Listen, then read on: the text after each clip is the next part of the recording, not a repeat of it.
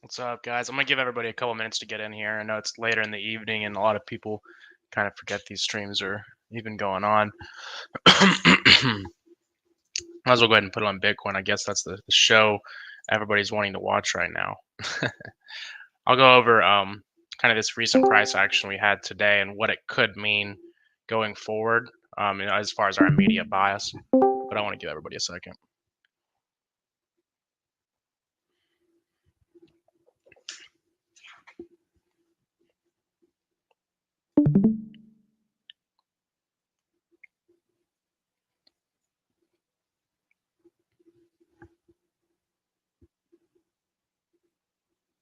I always enjoy these night streams. I like pouring up some wine, just vibing, kind of chilling. On the morning story or the morning streams are like live trading. It's kind of we're in the zone, but it's nice to kick back. So if you guys ever also just if you want to unmute your mics, just come through and chill. Like don't be shy. Take advantage of these streams. To unmute your mic, ask questions. Like you want live TA, if you want just help with whatever. I'm sure there's someone else out there with the same exact question. So no question is a stupid question. What's up, bro Ham? I see you on the YouTube. Oh, what's up, Rahiv? I'm glad you're a first-time viewer. You said I appreciate you taking the time to hop in here and see what we got going on. Where did it drop in the comments? Where did you find? How did you find me? If you're a first-time viewer, I'm just curious.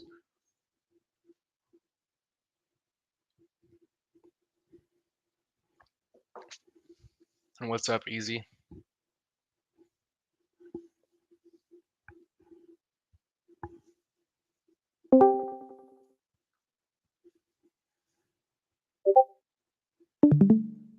Somebody said, "Can I do Solana at some point for sure?"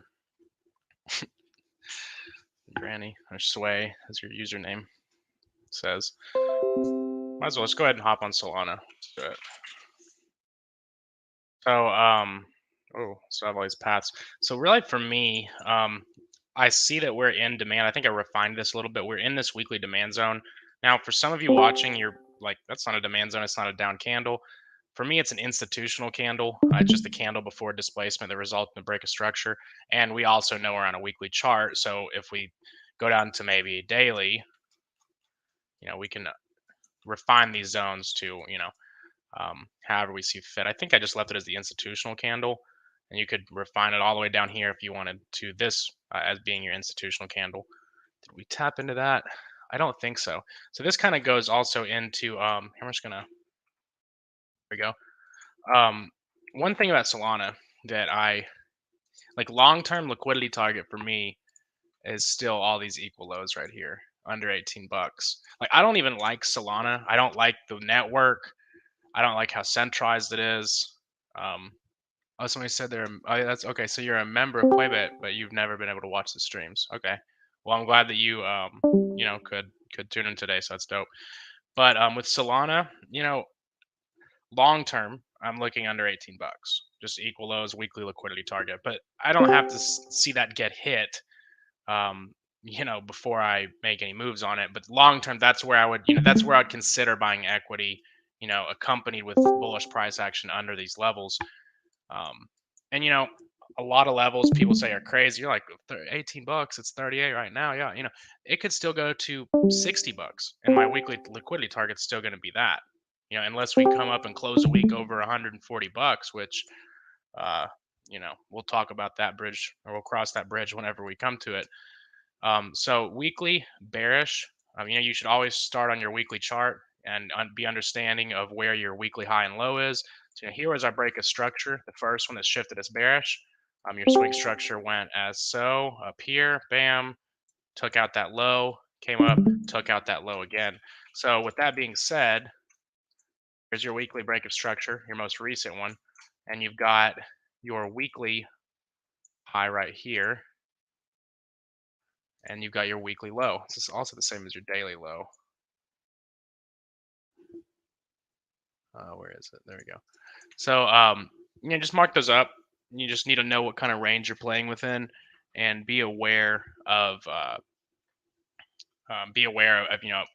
is the weekly pullback maybe in play, because we always want to be aware of the higher time frames and what they're telling us, and be cognizant of the bigger picture, because that's how we build our narrative, and that's how we frame our trades. We don't just use the low time frames. We to For instance, if the 15 minutes bullish, but the weekly's bearish and we have no signs of a weekly pullback, and the daily's bearish and the 4 hours bearish, you have to assume that weekly, or that 15-minute, is just bullish to come up and retrace, until something changes. So for me, where we're at currently, this daily high right here, or I guess it's maybe a different level, but this inside bar right here, that's our weekly internal high as of right now. For me to say the weekly pullback had begun, I would have to see that broken. It's a pretty wide range, as with most crypto, because we've seen this pretty violent death spiral.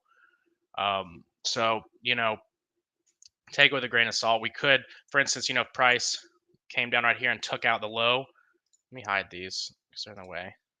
So, for instance, we went over our internal structure in Playbit this last week, and I know some of you guys that aren't in Playbit didn't get to see that. But internal structure, um, you know, what we use internal structure for is to determine when this pullback is going to begin. So what we need is, this internal high right here. And why is that the internal high? Well, we came down, we were making lower lows on each candle, pulled back, and then started to make lower lows again. So this was, a pullback. Now we have a new bearish price leg. So for now, this is our internal low or high, and this is our internal low. Now, if this candle right here comes down or the next candle, the next candle comes down and takes that low, well, we now have a new internal high. Till then, pretty far away from, saying the weekly pullback is beginning, but that's most crypto. So with the daily, the weekly is going to be giving us our long-term perspective. Every candle is 7 days. 7 days to a lot of you guys is like unbearable to even hold a trade. So don't get, upset that the weekly is not bullish yet. Now, on the daily chart, we also are bearish. There's your last break of structure, and why is it here instead of here? Well, you guys who follow me for a while know I don't use wicks for my high time frame candle, or for my high time frame breaks of structure. I use them to map highs and lows, but for a confirmation of a new trend or a new range, I need a closure. So right there is where we got it. What's the highest point between the two lows? Right there. Where do we start to bounce from? Right here. So now the daily chart tells us a little bit of a different story. Remember, we use the internal structure to tell us when a pullback may have begun. Well, if you see right here, we had this internal high. Why was this an internal high? Well, price. This candle broke or sponsored a break of its low. We came down, lower lows, until we didn't, which was right here. So now you had a new internal low right there. This candle came up, then this candle right here broke your low. So that makes this a high. You broke that high. That could be signaling that the daily pullback is beginning. Now, how does that help us in our everyday trading plan? Well, if we are looking at the daily chart, yes, we're bearish. So any longs would be technically counter trend to the daily chart. But, we know that after every break of structure, we expect a pullback, right? Because a lot of liquidity has been removed from the market. When do we expect a pullback? When we get a change of character, that internal structure break. What can we pair with that to gain confluence? Supply and demand. So, you're in a weekly demand zone. got to change a character. It's a pretty likely place where you would see this daily pullback. Now, where is this daily pullback going to go? We're going to use the same thought process we use to identify when it begins to find out when it ends. We can use supply zones, preferably in a premium, but with crypto lately, especially with macroeconomic conditions, I wouldn't say we have to go to a premium for this pullback to end. Ideally, you'd want to go to a POI and premium that hasn't been mitigated, but you know, I wouldn't say that it's necessary. So once we start to see price change character again to the downside, when we take out that internal low, which currently would be this candle, that can change, on a candle to candle basis. But whenever we see um, that occurrence, we can say, okay, well, the daily pullback is now over. Now the daily internal structure and swing structure is bearish. It'd make it give longs a harder time.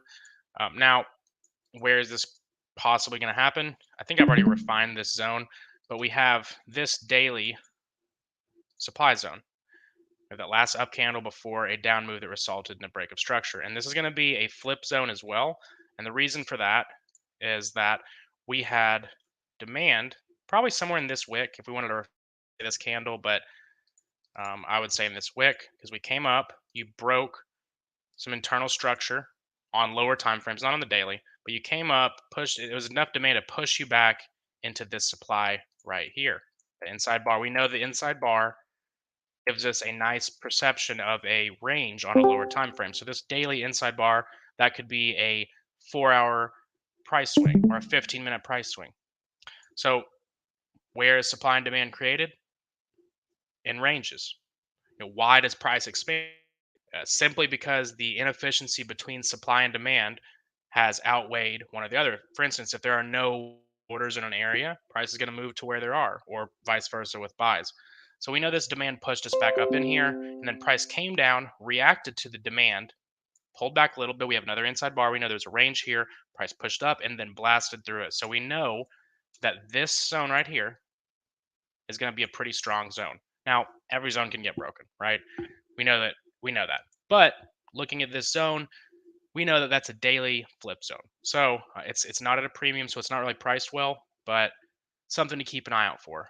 We had refined it before. I'll go ahead and refine it again. I don't know where it was, but looking at this 4-hour, I actually said in Play a Bit in crypto chat. I know that Glacier said he thought the same. He had bought some. Actually, I didn't grab any equity here, but I was looking at alts, and Solana to me looked better than most crypto in general. I just look at the majors. I don't look at anything else at this point. But the reason I said that is we came to that weekly demand. You saw 4-hour internal structure taken out once and then taken out twice right here. Price came back down to that newly introduced demand, sponsored that internal break of structure. Then what happened after that? Whenever it returned, we saw the same thing. We saw that demand respected. How do we know it's respected? Well, we got another internal break of structure. Really, it was right there. Be aggressive because we look at this candle, what happened after it? It made a new low. We broke above right there. Or even if you were conservative with it or you don't use inside bars, which I think you should.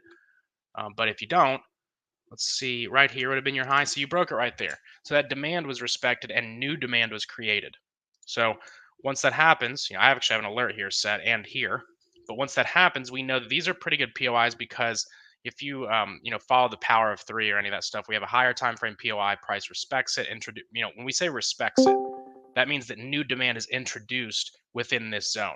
So once that occurs, we know that big players are stepping in, or maybe old orders are getting filled here, and enough volume to break structure. So how do we? And again, we'll go back to using change of character for internal structure or for pullbacks.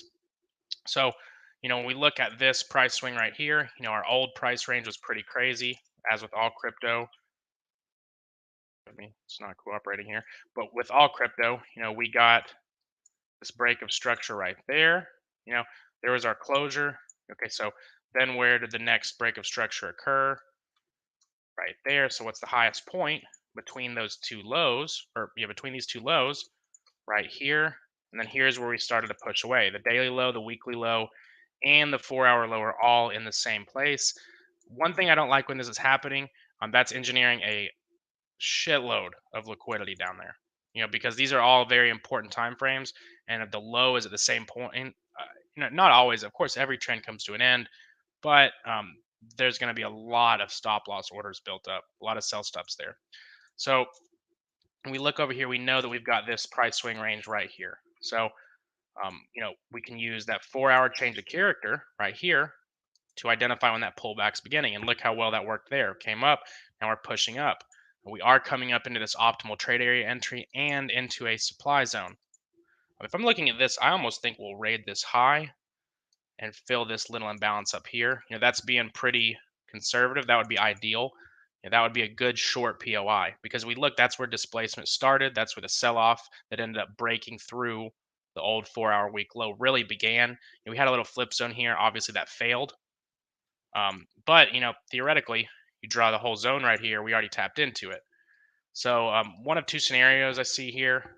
Price raids this high, pushes up into this area, and then if you start to see the 15-minute start to shift bearish internally, that's where I'd start to look for shorts. Or right here was that, because if I'm not mistaken, you probably saw it over here. We can go to that lower time frame. Okay, when did we initially see that bearish shift? Right there. So what happened? Price blasted under it, came back up into that institutional candle, which is the supply that pushed us down, and then broke structure again. Seems like it came into that flip zone right there, respected it. Now price is coming back up here. I shouldn't say two scenarios. There's always the scenario that price just completely catapults and breaks through all this and we're bullish again. You never know. And for those of you who kind of get confused sometimes when I say, I'm bearish, but we've been pumping for 4 days. Well, you know, does that mean I wouldn't take longs during that? Definitely not.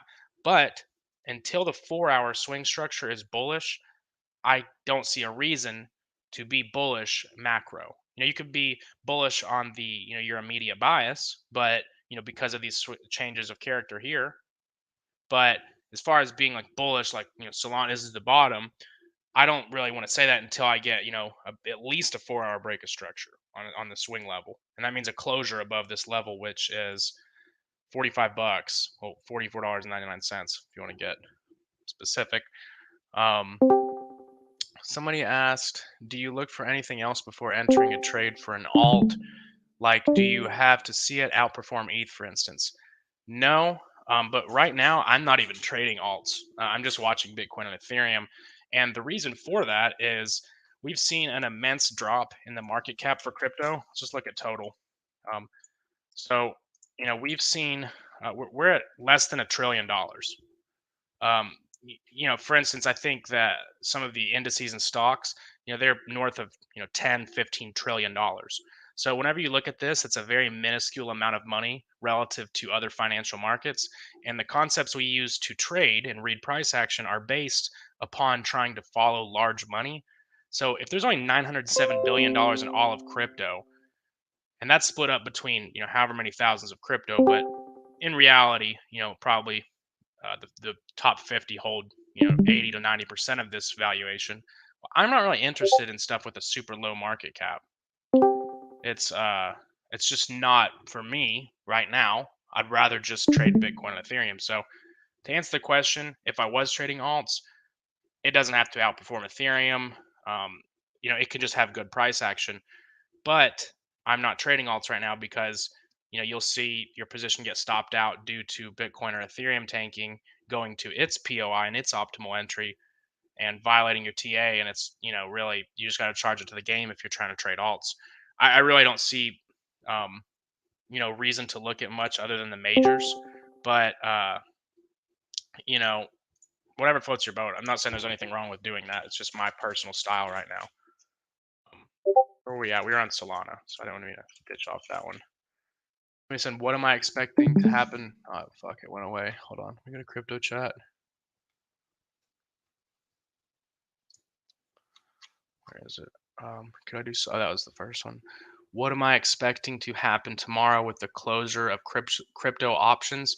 I'm not really going to expect what happens, um, but I'm going to react to it from the sidelines. I'm not really going to open many new trades between now and then. I'm actually going to look at it kind of like an experimental perspective because um, I think that it could incite a lot of volatility. It's like options, but when I say it's like options, I mean in the stock market, it's obviously options. But yeah, I'm not really predicting or expecting anything but volatility. Now, wherever that goes, I'll kind of ride the wave if I choose to. But I'm not gonna. I don't like expecting or predicting. But back to Solana. Um, Again, really where we're at, bearish in the 4 hour. You came into the 4 hour supply here, got a bearish reaction. You changed from a bullish internal structure and swing structure to bearish here. Um, the swing structure seems to have changed bullish here. Yeah, I would say right there it went bearish. So then you had you changed bullish on the 15 minute. You know, so uh, right immediate bias, you may go more up until this changes. But overall, it's kind of I missed the train. I didn't really catch into it, but there were nice zones to bid Solana, preferably down here and here in these two areas. But I'll watch price as it returns to these levels.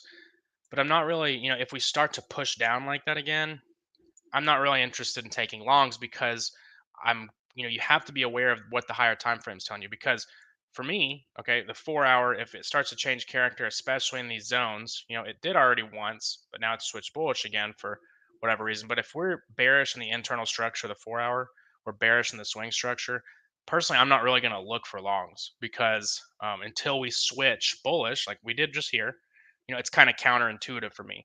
And it's also counterintuitive for me to look for longs if we're in a premium of a bearish price swing. So, you know, I probably won't trade it, but if anything, I would be looking for confirmation entry on shorts here. They gave a trade over here, um, probably took some profits and got break even. I mean, it's been nice risk to reward. If you would have taken it over here, even just trading the 15 minute, you could have taken the first entry right here. Even if you just took it to there, beautiful trade, beautiful risk to reward. 6 is amazing. I know a lot of people are getting jaded because some of the trades we're giving out are like 20, 30 R, but at the end of the day, 4 to 1 is great. You can make a great living off that. So, kind of recap, Sol. All high time frames are still bearish, but we are in a zone where I could see a reversal for some relief. But I won't be really convinced of that until we break structure in the 4 hour. Till then, I have to remain bearish because that's my edge in the market is that until the 4 hour is bullish, I'm not bullish, from a macro perspective. Let's go look at Bitcoin. I want to see how it reacts to this zone up here. It looks strong. Like, honestly, there's a lot of volume coming into Bitcoin here. It's weird because it's after hours. So that kind of tells me it's like crypto whales, not really institutions as much, that are trying to push the price of Bitcoin up. Maybe it's hedge funds, whatever it is. But if we start to break down here, this will just look like one fat risk redistribution schematic to me. That's not really confirmed just yet. But like, for instance, if you come down and take out, I mean, really at this point, this is your internal low right there. We'll kind of play it as it goes. That TP we had hit fucking perfectly. Those equal lows got tagged, and you saw enough liquidity removed from the market for it to have some relief. So we really didn't see any relief for like the first. I don't even know how many percent. Dropped about 8% without much actual relief. But when I'm looking at this, until we break above really our stop loss, at this point we've made great gains off this play. 20R, you can't beat that. I mean, well, 46 would be it, but at the end of the day, until we really break above, and really not even this, but really this high up here, or that's whenever I would look at this as more of an accumulation because all we have whenever we're looking at redistribution is just accumulation into distribution. So here, you guys know I'm not a huge Wyckoff guy. I don't really use it until it's confirmed because I think it's a little speculatory, too speculatory for me.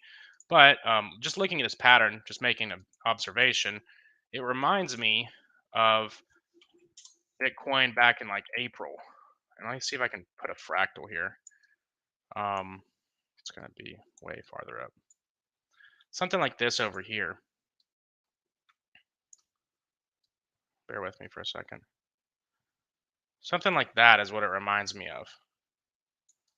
It's a little drug out here. We're on a 15-minute compared to a 1 hour, but you can see a similar price action. The supply, everybody kind of got bullish, and I mean, I'm not saying this is going to happen here, but looks pretty similar to me. You have that initial, three tap liquidity raid. You raided some old equal lows. Price pushes back. We're bearish on the higher time frames. Price pushes back up into these supply zones, and then starts to really move to the downside.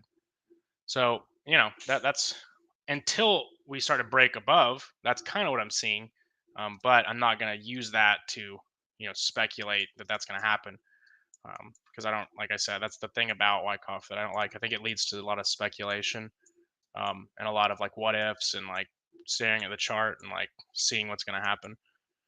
But I like to just wait till something happens. I want to see what it looks like on the 15-minute. I'm just more or less curious at this point, but it looks strong. But I mean, so do most schematics like this until they dump. It seems like the time's going to be off for it to try to like play into it. But I see the similarities. You have that kind of like that arch, like that big leg up in price. Price pushes up in that supply zone. Could even be this zone. Who knows? Or we could go back up and start to move bullish again. Because at the end of the day, the 4 hour is still bearish on Bitcoin for me. Here swing right there. And while this is an optimal trade entry, there's still a gap up here. There's another area, a lot of supply that may need to get filled, or who knows, maybe Bitcoin's doing the same thing a lot of these alts are doing, reacting to that 4 hour, or I'm sorry, that higher time frame demand. Also looking at it from kind of like a, I guess, seasonality perspective. You did hit those 2018 or 2018 all-time highs, and then kind of reversed there. I don't really use stuff like that, but I I see, the demand at that level, not because of that, just because of the weekly candle like that. It's not really the greatest demand zone. So I don't know. If you ask me, I know I sound crazy, but if everything remains bearish, the value area for Bitcoin for me would be down here. I call me crazy, but I'm not saying we're going there. I mean, don't be like, oh, Kaiser said we're going to 12K, but I am saying that I would see a lot of value in that area, more so than here. But I wouldn't be surprised to pump here. I would not be surprised at all. So somebody said AVAX.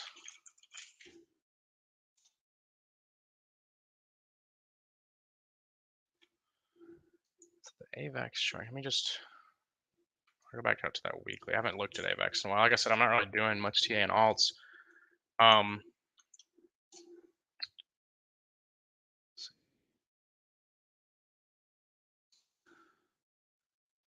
So AVAX tapped into this zone. Oh, it did hit that zone. I didn't even realize AVAX got that cheap. So I haven't even been paying attention. I keep saying AVAX is $12. It already hit 13. Well, that's that. I was looking for AVAX to come into this zone. So it came into there. I wanted $13, but it came into $14 weekly demand. The 4 hour, this 4 hour actually looks pretty good, compared to most crypto. You came up into this zone right here, this institutional candle. You kind of battled off of it, gave some nice opportunities for shorts, but yeah, refine that, I guess, to something smaller. Right here, last up candle before the down move. So actually went above that. So I guess it wanted some supply up in that wick. Maybe the original zone was good. But it came up in this zone, and you saw that bearish switch right here. You had a high because this candle produced a new high compared to the candle before it. So you switch to the downside. That's where you started to see that change of character. In that 4 hour supply zone, price pushed down pretty hard. Then you look over here, and you're in this zone, it looks like right here. So it's kind of a decisional point. Here's a great point I want to make.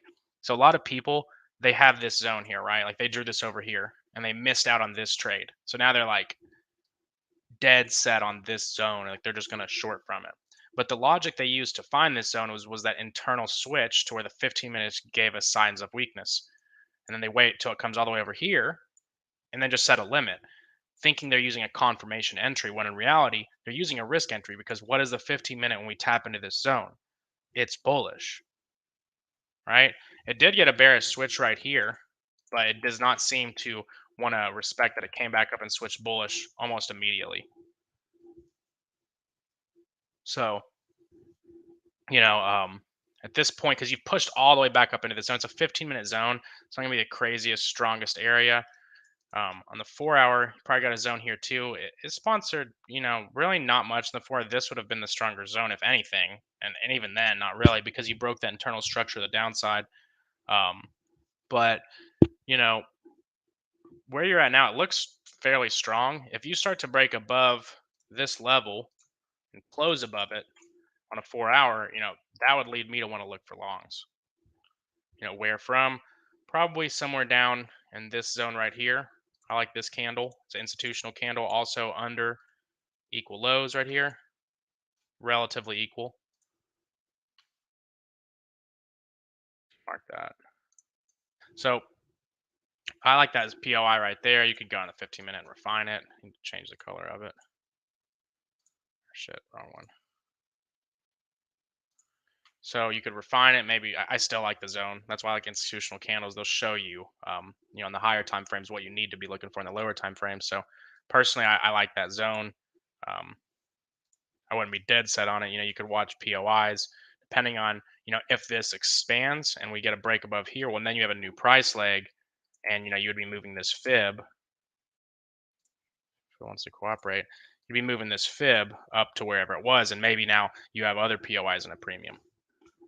That's, we can't really predict that until it happens, but that's what you'd have to wait for.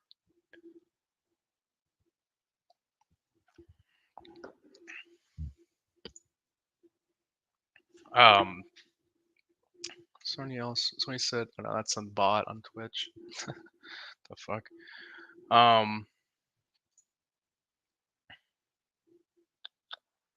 Let's see.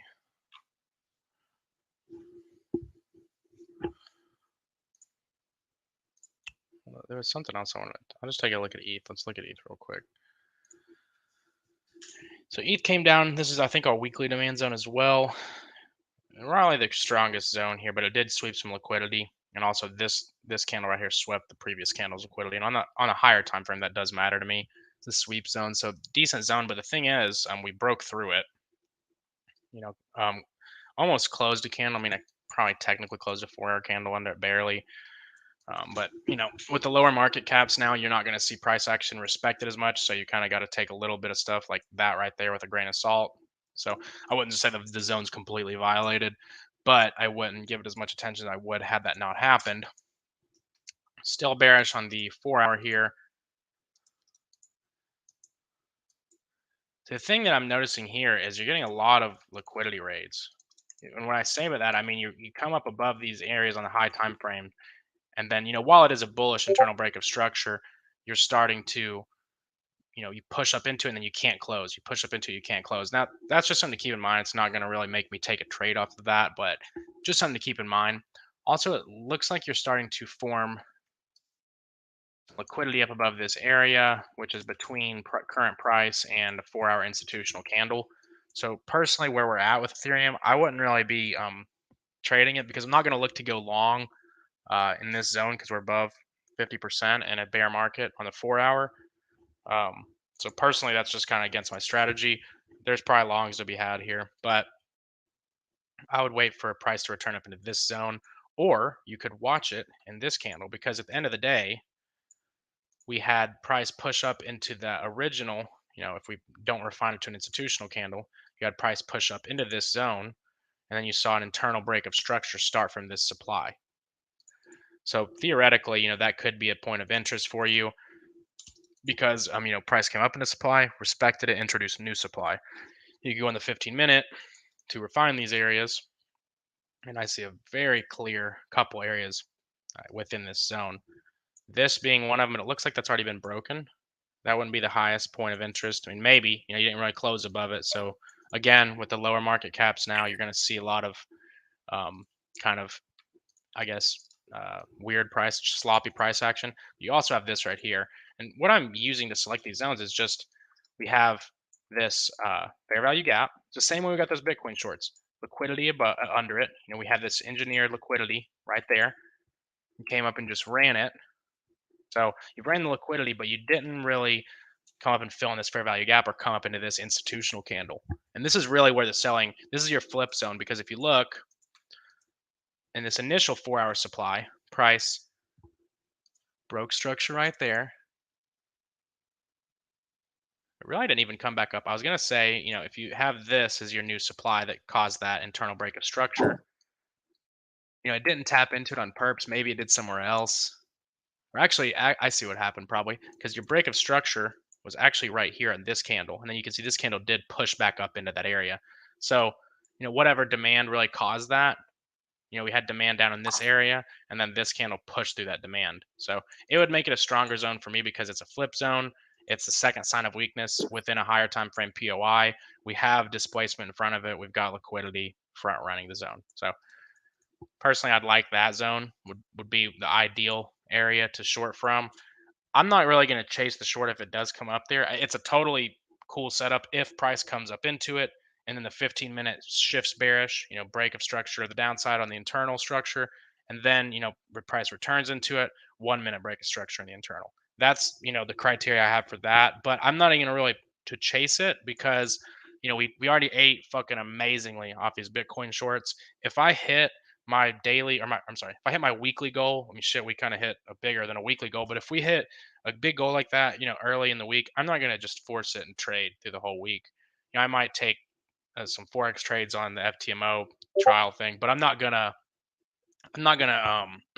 force trades and just continuously like force myself to continue trading. It's just the idea of it is to uh, just make your money, get out, go learn. If you got to do something to do with trading, go learn, go study, go do whatever the hell you want to do. Get outside.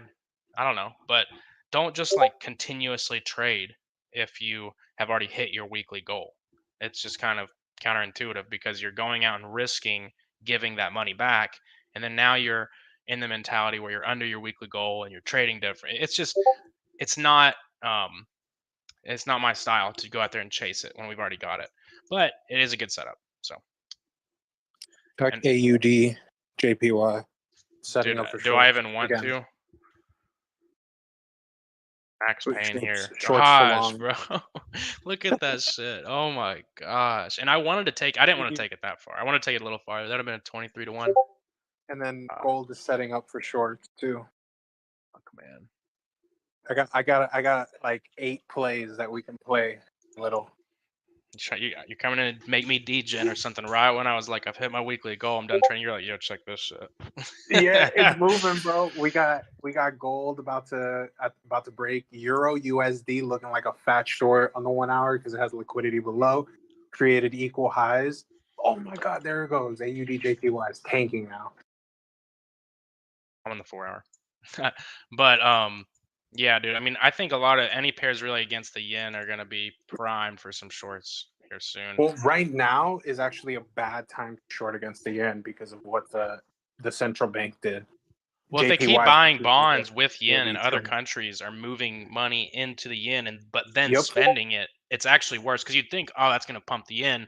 But like, if the Swiss bank comes in and exchanges, this is literally what we're looking at as a foreign exchange market. If it exchanges its currency for the yen, but then blows all of the yen into Japanese bonds, that's why bonds have been flying lately, then that actually will devaluate the yen temporarily because that money is leaving it's coming in their economy, then immediately leaving into a different asset. It's just like DXY. Whenever stocks and crypto's pumping, DXY usually is falling because value is leaving that asset. They did a monetary policy change in Japan, which is what's pumping the JPY. I think they have inflation, right tonight. Yeah. Yeah, I'm pretty sure we had PMI numbers and we have bank stress right now after hours, so it's like not really a good time to trade. Yeah. Oh But yeah, it's a bunch of shit. They on have a that bunch of news note, right now. you can see that everything against the yen, besides the Aussie, went against the yen. The yen got stronger against, except for the Aussie. Oh, I didn't even see that. I'm just now looking at the Euro news today. I haven't really been Euro. Fucking everything was worse. PMI was everything was worse than expected by a lot. Holy shit. So then that's putting pressure on the Swiss right Yeah, now bro. because the Yeah, Swiss homies that's are the ones with the money. everything's so much worse, bro. Like jobless claims, the United States 4 week average, the consensus was 215K. It's fucking 223,000. Bro, that's why I've been calling shorts on the stock market for like 3.5 months. And I put my P&Ls up today so people can see how those shorts. On my shorts, I spent $2,000 and I made 20. Yeah, Apple was going crazy. I know you gotten that one in a good time. Fucking Meanwhile, everybody's sitting there, like you said, everybody's sitting there intraday scalping, and I just took a longer position with a good outlook, sat back, saw people lose money, make money, get stressed, and I was just chilling because I hit my goal. My goal was my puts start accelerating, and I have a year out on all of my puts, and I'm like right. 200% deep in the puts. That's Like beautiful, bro.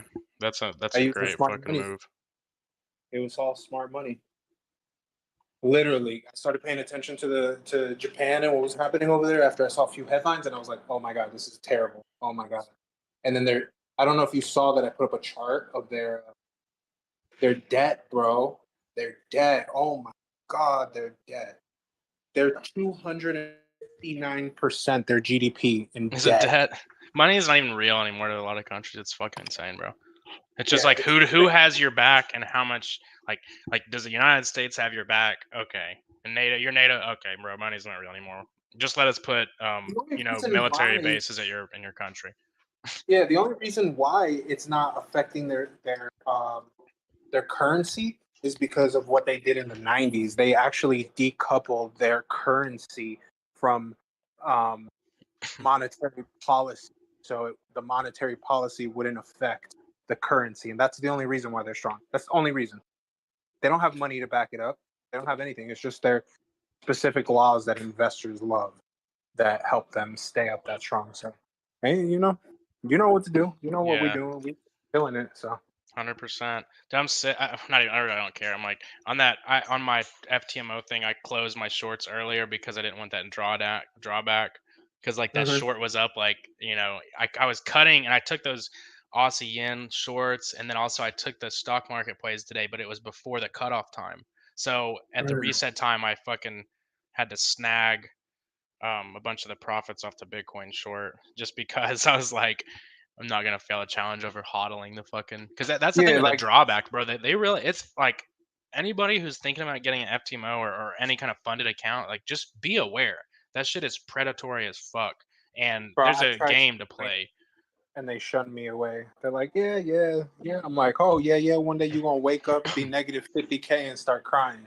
Like people, because like for anyone listening that's thinking about getting funded, one of the biggest um, fuck ups people have is like, for instance, let's just say you have a 200K port, and then you have a position that you're, maybe you're on a swing account or maybe you're trading through the week, and say you're up 25K, or let's just say 20K on that position. So now your equity is 220K. Well, remember your account has a 10% drawdown or 5% drawdown in a single day rule. So for Yep. instance, now if it resets, and you're up to your balance is 220K. Well, now, Yep. you can't lose 5% of 220K. Even and that counts with your floating and unrealized P&L. So say, your position that's up goes from, up 220K or I'm sorry, up 20K to only up 5K. Well, you just lost your account, even though you really lost no money.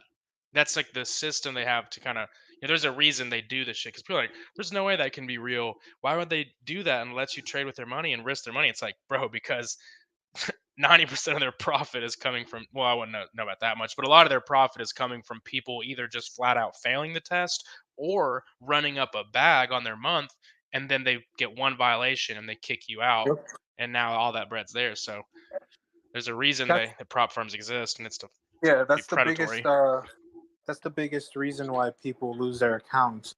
It's a statistic. My Forex book or whatever, they Mhm. released a statement where it says that only 3 of all of their traders that have gotten a payout above 40 grand kept their account month after month. Only 3 people. What? 3. It's not even a percentage. 3 people. So like, Because the main reason was, like you just said, they fucked up psychologically. They thought that they were going to be able to do that month after month. They left the position open and they forgot that, like you said, 220, 5%, they got fucked. done. They Yeah, got exactly. fucked. Even though they That's were in the profit. bro. Like I was explaining to somebody today, um, I was like really the goal is literally to just if you hit your fucking balance, like or if you hit your goal, bro, like don't be greedy. Like take everything right there.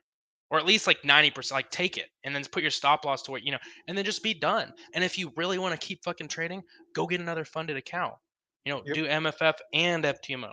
You know what I mean? Like, and then Jesus Christ, if you have 500K in funding and you're making 40 grand a month and that's not good And enough for you, even well then take the 40 grand and go fucking start another account and stop being a DJ. you know yeah, even FTMO released their leaderboards, and their top trader that's been trading with them for a long ass time. He has a $400,000 funded account, and he made 130K in a month. Yeah, that's But that's beautiful. not month over month. And granted, he has 400 bands. Yeah, yeah, 400 bands. I can make 20% of the account with 400 bands, 10% of the account. That's not hard. yeah, you make that shit 400 and bands, bro, bro. You like can size huge. literally, okay, for instance, yesterday when we were in the other thing, we were trading this trade, we're looking on the fucking screen. That trade was that's 7% of the account automatically. So then this morning I woke up and traded NAS and ES on like a little ICT raid setup during the testimony and after Mm-hmm. PPM, and it was like right there, bro. That's your monthly goal. It was 17K total, but it's very close to your monthly goal. And it's like, bro, just be done. You know what I mean? Like at that point, just close it, be done, and then if that's not enough, I mean, fuck, bro. You know what I mean? Go use the bread and go get another If funded account. It's like, nobody's damn, bro. making, this should be enough because nobody's starting those accounts is already making that much money, or else Exactly. they would be up all the time. They wouldn't They be wouldn't because need the account. yeah, that's the thing. And like somebody else I was talking to, they were like, well, why the fuck would you get a fund? I got my own bread, bro. It's like, okay, like me too. But like, if I'm gonna go buy a whip or buy a house, am I gonna just use all my bread?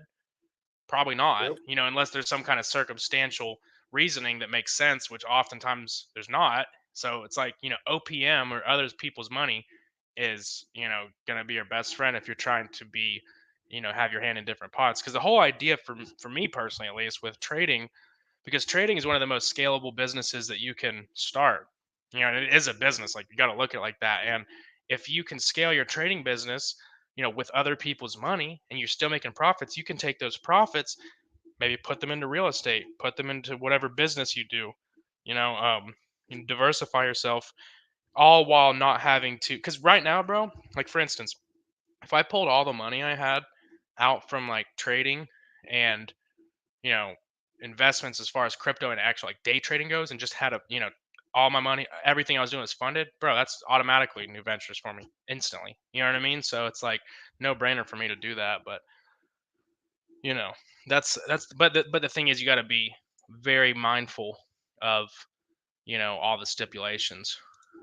Yep. Kind of Not to want to mention the stress. Yeah, that's the thing to this. Yeah, because like for instance, I will say though, I thought that the news aspect was going to be harder. Like for instance, dude, on FTMO today, unless they just didn't post it or I looked too late, you didn't even have to not trade through any of the news for the US dollar today. And I was like, I think it's mainly like NFPs and like actual FOMC and interest rate hikes because today they released some pretty high impact news. The PPI and a PPM or whatever. I think I said it wrong. I can't remember. There's one Yeah. euro is PPM, I Yeah. think, or whatever it is. Yeah, but um, that's pretty high impact news. At least to most markets. I mean, you'd think anything denominated by the dollar would be off limits, but they didn't have it marked on their calendar, and I was kind of like, well, fuck. Like, what do they have marked? And mainly, I've traded through FOMC before. I and they fucking killed it. and they didn't say Well, I don't anything. know if my account is eligible for that because I made my account like 2, 3 years ago. on Right. FTMO. Right. So like, my accounts dated from before they had like different types of accounts. Yeah. So I don't know now, like my specific type of account can, trade through those news. But like you said, I'm used to no PMI, no FOMC, no, like they put like a bunch of bullshit on there, but I guess it's different now, right? Yeah, because like they didn't even have today marked, unless it was like I didn't look at it till like 8 this morning, which was literally like an hour or an hour and a half before it was an hour and a half to 2 hours before all that news came out, and it was Uh kind of huh. like, you'd think they'd have it then, but who knows? Maybe I'm sure they do some predatory shit. It's like they don't put it the day of, or I don't know, maybe not, but I know Maybe that. they just widen the spread. Yeah, something. Did you check that if your spreads were like extra wide? They weren't on, bro. My spreads were not. Today was the first day I traded indices on that account, and there was like nothing, bro. It was like Yeah, no, three their pips. industry spreads are pretty good. It's like Yeah. 3 pips, bro. Like the fuck. I was like, bro, you will get fucked more like on a market fill on Binance than 3 pips. Yep. You know what I mean? Absolutely. So I was like, I'm totally cool with that. I'm But actually thinking of opening an MMF account, so when I reach my goal, I can continue trading. have you Now, seen the fucking accelerated program? no, I haven't. There's one. I didn't read it. Let's because somebody told me today that they were looking into it, and apparently there's one program. Like I'm gonna look at this because I don't want to say it wrong, but I think it was like you put a 5 grand deposit and you get like up to $2 million, but it's over time or some. Let's just look. But I was like, what the fuck? Oh well, I know that FTMO after a while that will actually fund you. They'll give you 400K. $1 million to $2 million. Oh, they will? I didn't even know Yeah, that. I knew that they will they'll scale you. It's after 3 months. It's 25% scale up every 3 months. yeah. If Yeah, you're so good, they'll give you 2-3 million. Like you won't even go on their leaderboards. You become like an employee of FTMO. oh, here, I guess this is the same thing I see now. It says you grow your funds all the way up to max 2 million USD with our scaling. So I guess it's the scaling. See, I don't know, man. I'm kind of like I'm in between, bro, because I see the benefits for FTMO and I do see the Well, benefits for what I've been doing is I have a small port, bro. I'm doing what my boy Tyler did.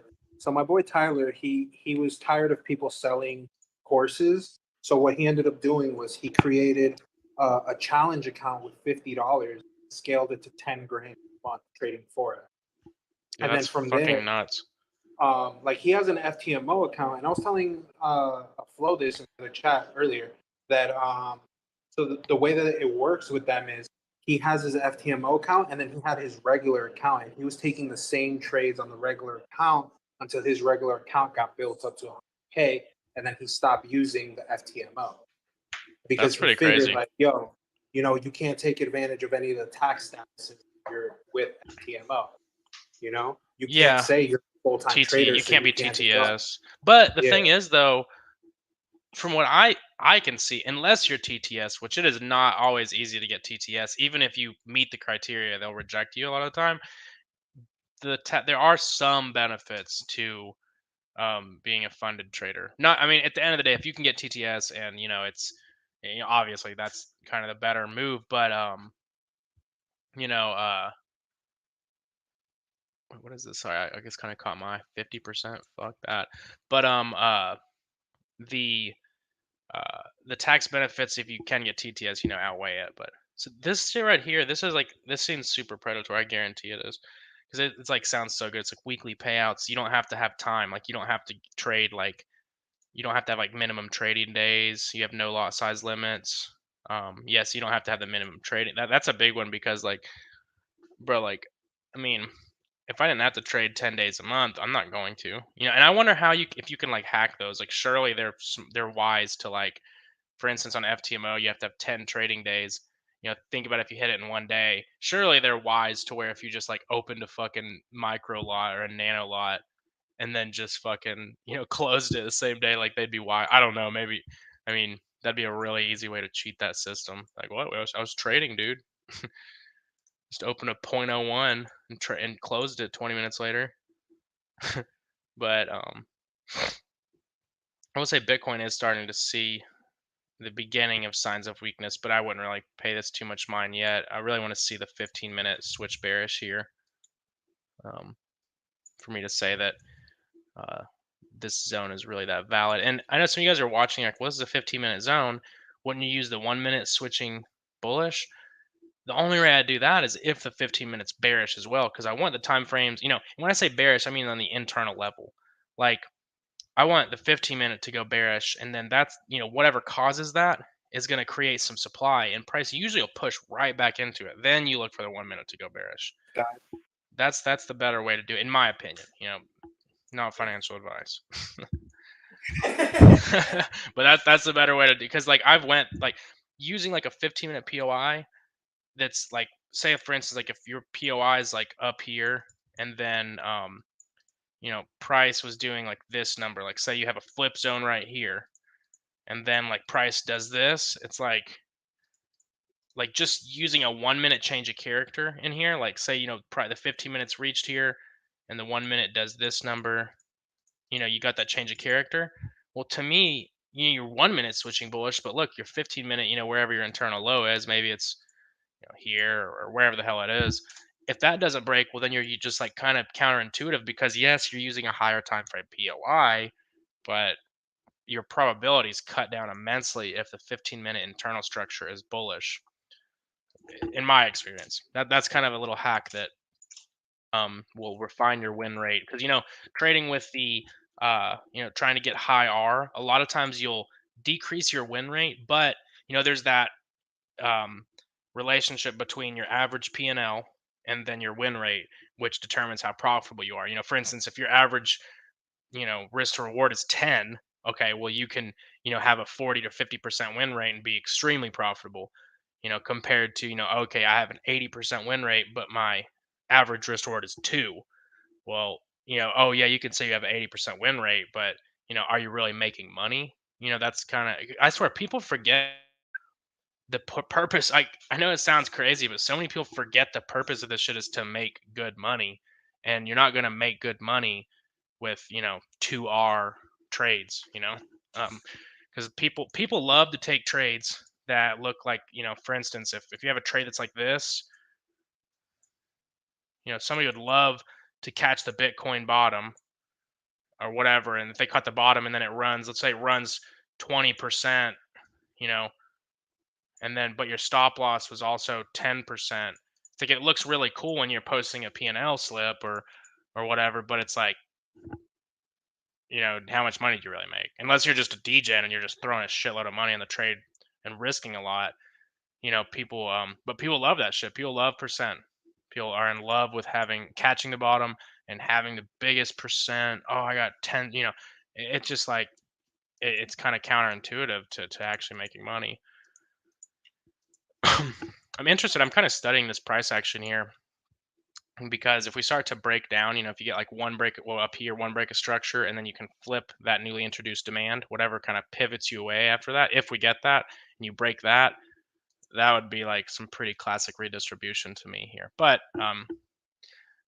so that's why I kind of use Wyckoff and like observe it, and like I think it's interesting, but I don't really use it as much in my trading plan without confirmation, with my trading plan, because I think it can lead like new people who know how to do it, and use it profitably, go for it. But a lot of people learn Wyckoff and they do this. They're like, okay, this looks like Wyckoff. Like I'm gonna go ahead and I'm gonna look at Wyckoff and I'm gonna say, okay, um,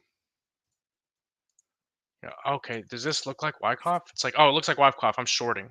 Like that to me is like a huge, like that's a super dangerous mentality, because like, you know, just like that's speculatory. And I think that a good trading plan, you got to be mechanical. So maybe like you enter on the LPSY. That makes sense to me. That kind of shit makes sense. You know what I'm saying? But like when people just look at something like this looks like distro, I'm shorting. That kind of, I'm like, fuck, man. Like you're super confident in that shit.